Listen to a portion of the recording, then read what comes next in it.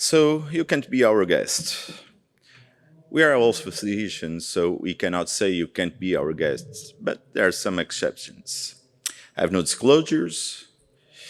When we think about intensive care, we always think about having access to advanced medical resources. We have more than the rest of the hospital, or even more than the rest of the places. But what happens when that's not the normal thing?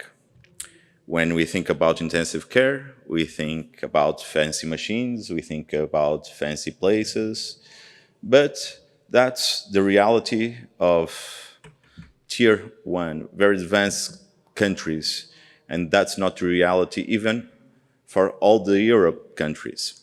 So it's different than usual sometimes when we have limited resources, and we have other different realities when we have operational environments.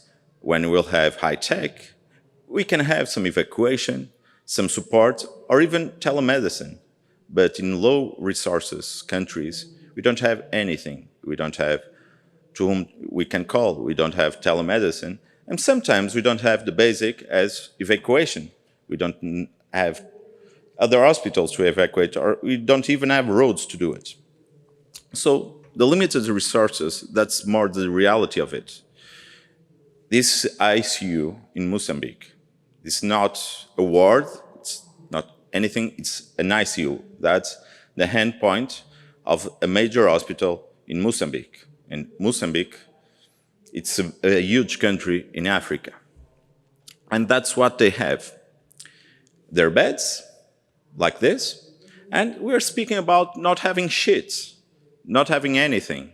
And that's their working beds where they put patients and intensive care patients.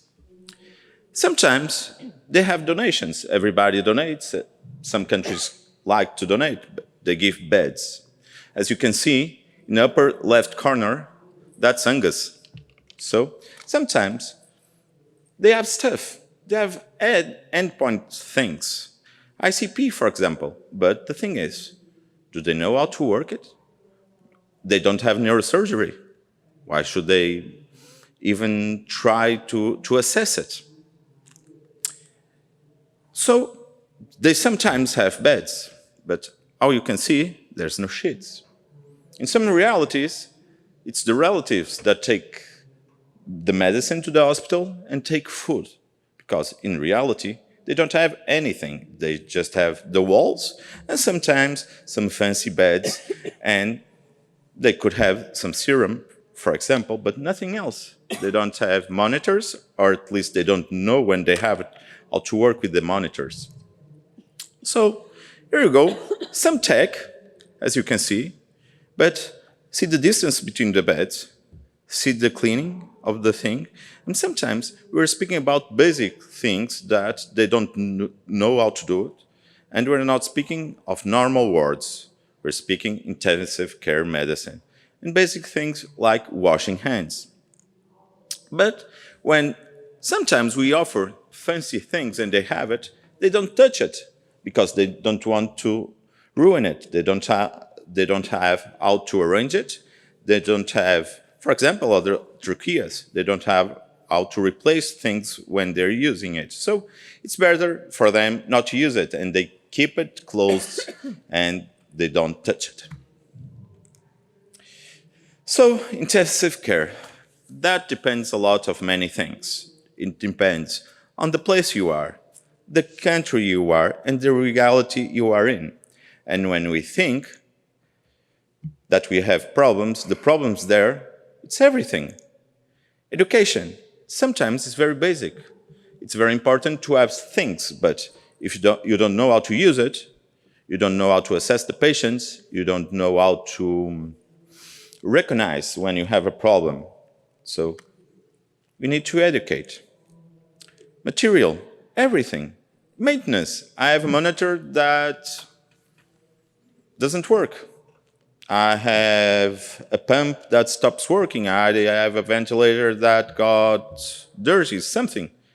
There's no way they are able to arrange it. There's no way they have money or the knowledge to put things to work. And even drugs.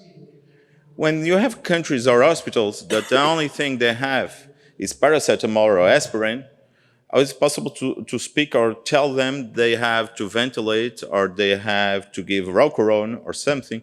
You can give them some samples, but the thing is, they don't have means to maintain the level of care or to have it working as a regular basis.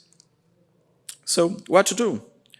Of course, we should donate, we should try to help, but donate without education doesn't seem very correct. And donate without coordination. The thing is, if everybody gives without speaking between each other, we can be giving repeated things or things that they don't need. Sometimes we have excess in our hospitals and we try to send to other countries or other hospitals, but who knows, they need it or not. Perhaps they don't need a fancy monitor or a fancy ventilator, and they just need some, I don't know, antibiotics. But which antibiotics? The ones that are more correct for us doesn't mean that they are the more correct to use in Africa or in Asia or Latin American or other countries. Can it get worse? Yes, it can. Imagine in Mozambique, we had the cyclone Idai. So if you had a low resources country, after Idai, you didn't have anything, for example. So the things they got destroyed. So that's the icy water. This water, because it was raining inside the world, because the roof flew. You can see this was the visit 4 or 5 days after they die. So it got like this. And as you can see, roof is off. So when we are speaking about the response in these countries, it's completely different. Also, it's true that they are able to survive the same way. Of course, the expectancy of life in those countries are around 40 years, half in a developed country as the US. But the thing is, if this would happen in our countries, probably the way that we would deal with it would be very different because we're not used to having nothing. And for them, it's almost just another day. We just don't have roof, but we didn't have much more than that. So it's almost business as usual. And this is the main hospital in Beira. That's a huge city. That's the main hospital in that region. And it was like that. And they 2 or 3 days after started working and doing as what they could as possible. So different realities.